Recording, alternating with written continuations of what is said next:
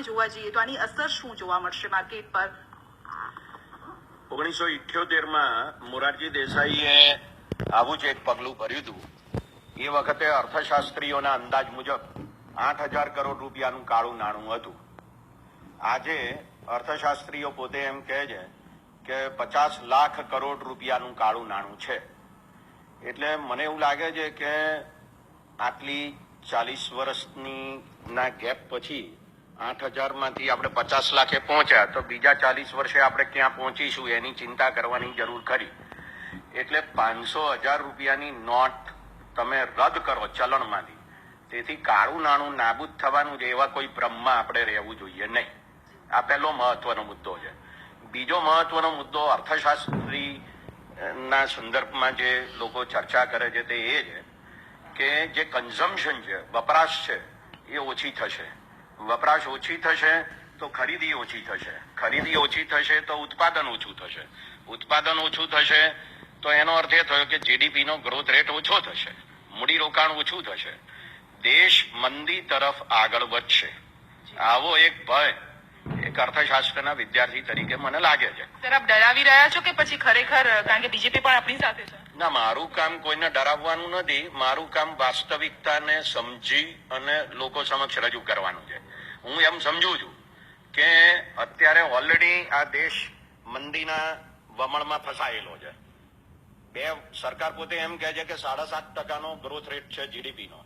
અર્થશાસ્ત્રીઓ એમ કહે છે કે આ વાત ખોટી છે, 5.5% છે. હવે જો 5.5% પણ નીચો જાય તો આપણી પરિસ્થિતિ વધારે ખરાબ કહેવાય. 2008-10ની જયારે મંદી હતી ત્યારે પણ આપણો ગ્રોથ રેટ 6.6%ની આસપાસ હતો. એટલે મહત્વનો મુદ્દો એ છે કે આ નોટો નાબૂદ કરવાથી કશું થવાનું નથી, એ આપણે સમજવું જોઈએ. અને ભ્રષ્ટાચાર વધવાનો છે. હવે કેવી રીતે વધવાનો છે એ વેપારીઓ વધારે સારી રીતે જાણે છે. મારે અર્થશાસ્ત્રના વિદ્યાર્થી તરીકે કહેવાની જરૂર નથી.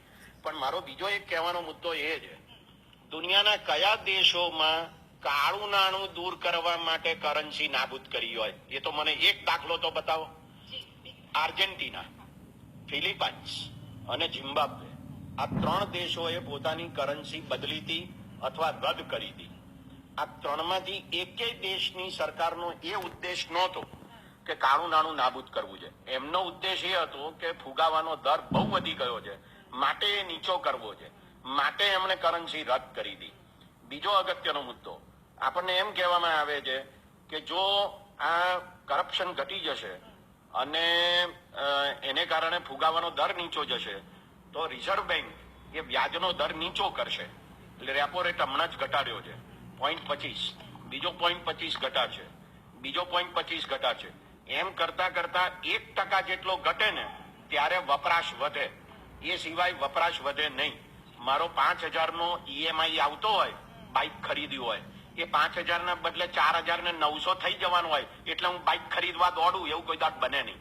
એટલે કહેવાનો મુદ્દો એ છે કે વપરાશ ઘટશે તો એ મોટા પ્રમાણમાં ઘટશે અને એને પરિણામે મોટા પ્રમાણમાં મૂડી રોકાણ ઘટવાની સંપૂર્ણ સંભાવના છે. ત્રીજો અગત્યનો મુદ્દો, સરકાર આપણને એમ કહી રહી છે કે આ પાકિસ્તાન છે ને એ આપણને આ ફેક કરન્સી નોટો આપણે ત્યાં ઘુસાડે છે, આને કારણે આ ઘટી જશે.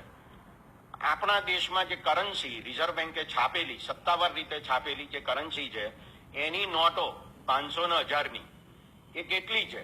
દેશની જે કુલ આવક છે એ 100 લાખ કરોડ રૂપિયાની છે, બરાબર? આ 100 લાખ કરોડ રૂપિયામાંથી આપણી 10 લાખ કરોડ રૂપિયાની જો કરન્સી હોય તો આંકડા સરકારના પોતાના અંદાજો એવું કહે છે કે ફેક કરન્સી માત્ર 400 કરોડ રૂપિયાની છે. તો 400 કરોડ રૂપિયા દેશની સરહદેથી ઘૂસે છે તો આપણી સરકાર કે જેનું સંરક્ષણનું બજેટ 2,50,000 કરોડ રૂપિયા કરતા વધારે છે એ કરે છે શું ત્યાં બેઠી બેઠી? એ મારે સમજવું છે. મારે એક દેશના નાગરિક તરીકે સમજવું છે. હું કરવેરા ચૂકવું છું અને એમાંથી 2,60,000 કરોડ રૂપિયા સરકાર લશ્કર પાછળ ખર્ચે છે. સરહદ ઉપર આ લશ્કર ઉભું છે અને છતાં ત્યાંથી ફેક કરન્સી ઘૂસી જાય છે તો કરે છે શું આ દેશની સરકાર? એ મારે સમજવું છે. આ સવાલનો આપણે જવાબ, 125 કરોડ લોકોને હેરાન કરવાનો ધંધો કરો છો એ બિલકુલ સ્વીકાર્ય નથી.